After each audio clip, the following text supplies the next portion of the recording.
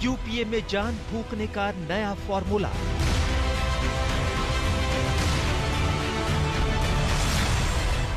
शरद पवार बनेंगे यूपीए के सरदार।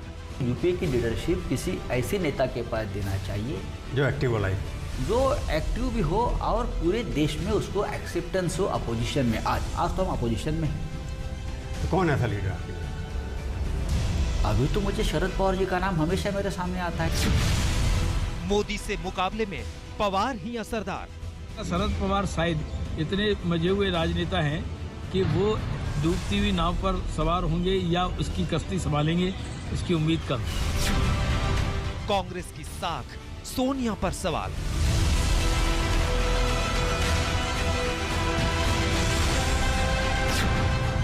कामयाब होगी पवार को नेता बनाने की चाल।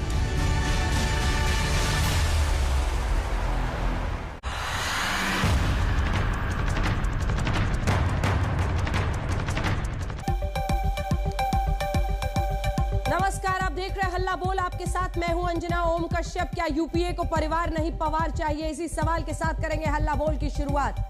जी हां, शिवसेना नेता संजय राउत यूपीए में जान फूंकने का एक नया फॉर्मूला सुझा रहे हैं। उनके मुताबिक अगर बीजेपी को टक्कर देनी है तो यूपीए का नेतृत्व शरद पवार के हाथों में हो जाना चाहिए। इसके लिए उन्होंने महाराष्ट्र में अघाड़ी सरकार की मिसाल दी, जिसके सूत्रधार शरद पवार ही हैं।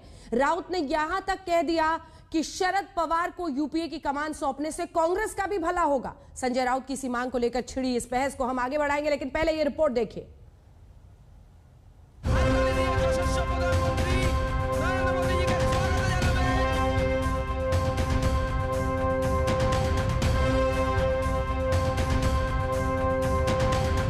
बंगाल सहित 5 राज्यों के चुनाव में घमासान छिड़ा है। महाराष्ट्र में पुलिस कमिश्नर परमबीर सिंह के तबादले पर संग्राम चल रहा है। बीजेपी गिरफ्तार अधिकारी सचिन वाजे के पॉलिटिकल बॉस पर महाराष्ट्र सरकार से सवाल दाग रही है और शिवसेना सांसद संजय राउत ने इस बवाल के बीच यूपीए के बॉस पर नई लड़ाई छेड़ दी है। महाराष्ट्र मॉडल की वाहवाही करते हुए संजय राउत ने बता दिया कि यूपीए में भी ड्राइविंग सीट पर शरद पवार को ही बैठना चाहिए। कहा, यूपीए के पास कोई नेता नहीं है, एक ही नेता है जिसकी सब बात सुनते हैं। कांग्रेस को अगर अपनी हालत सुधारनी है तो शरद पवार को यूपीए का अध्यक्ष बनाया जाए। कांग्रेस पार्टी को अगर मजबूत होना है अभी तो यूपीए को मजबूत करना पड़ेगा, और यूपीए को अगर मजबूत करना है तो यूपीए की लीडरशिप किसी ऐसे नेता के पास देना चाहिए जो एक्टिव वाला है, जो एक्टिव भी हो और पूरे देश में उसको एक्सेप्टेंस हो अपोजिशन में। आज तो हम अपोजिशन में हैं।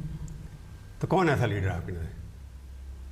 अभी तो मुझे शरद पवार जी का नाम हमेशा मेरे सामने आता है, लेकिन कांग्रेस के नेताओं ने एक्सेप्ट करना चाहिए। संजय राउत ने आज तक के खास कार्यक्रम सीधी बात में कहा है कि शरद पवार को यूपीए का अध्यक्ष बनाया जाना चाहिए। यूपीए का पुनर्गठन हो और अगर कांग्रेस को मजबूत होना है, यूपीए को मजबूत होना है तो शरद पवार ही एकमात्र विकल्प है।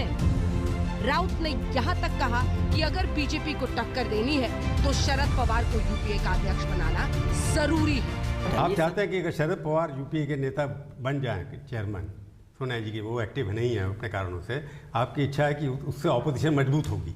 डेफिनेटली हुई। संजय राउत के इस प्रस्ताव पर सबने अपने अपने हिसाब से प्रतिक्रिया दी, कहीं गुस्सा, कहीं कटाक्ष। कि अब जो सो कॉल्ड यूपीए है उसमें भी लोगों को अब रियलाइज हो गया है कि जो मुख्य विपक्षी दल है उसके नेता के सहारे नहीं चल सकते, इसलिए वहाँ भी मांग उठने लगी। इधर चुनावी घमासान जोरों पर है। बीते दिन प्रधानमंत्री नरेंद्र मोदी ने असम में कांग्रेस को जमकर घेरा। असम के करीमगंज में प्रधानमंत्री नरेंद्र मोदी कांग्रेस पर खूब बरसे। कहा, उनके पास ना तो नेता है और ना ही नीति। अस्थिर सोच वाली पार्टी क्या करेगी जनता का विकास? तो आज असम के डिब्रूगढ़ में राहुल गांधी ने बीजेपी की सोच पर सवाल दागे। कहा, नफरत की पॉलिटिक्स करने वाले आज देश में बेरोजगारी और नफरत दोनों बढ़ा रहे हैं। कांग्रेस सरकारों और उनकी नीतियों ने असम को सामाजिक, सांस्कृतिक, भौगोलिक और राजनैतिक हर तरह से नुकसान पहुंचाया। कांग्रेस का घोषणा पत्र तो सिर्फ घोषणाओं के लिए होता है, इसलिए वो 2-3 लोग मंच पर ही घोषणा पत्र बना लेते हैं। आपने ये भी देखा होगा असम में और पूरे देश में बहुत तेजी से बेरोजगारी बढ़ी, नफरत, हिंसा बढ़ी।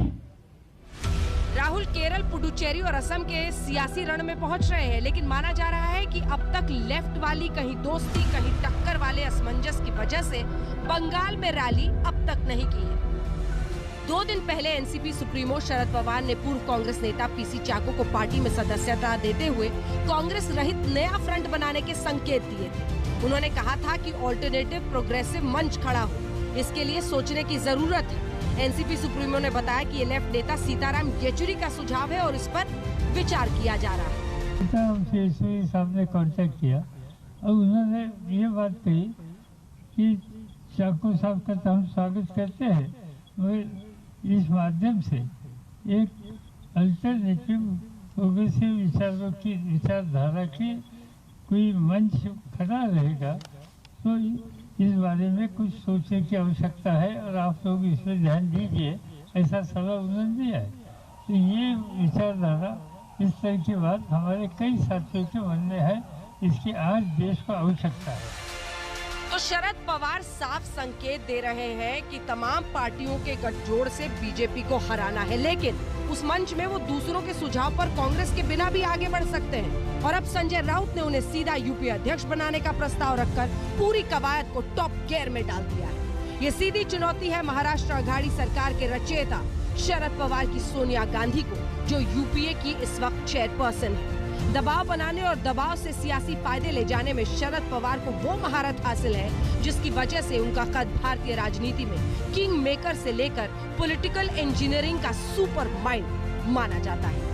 संजय राउत ने जो शगुफा छोड़ा है, उस पॉलिटिकल मंडली में ऐसी पार्टियां शामिल हैं जो अपना अपना राग अलापने में माहिर है।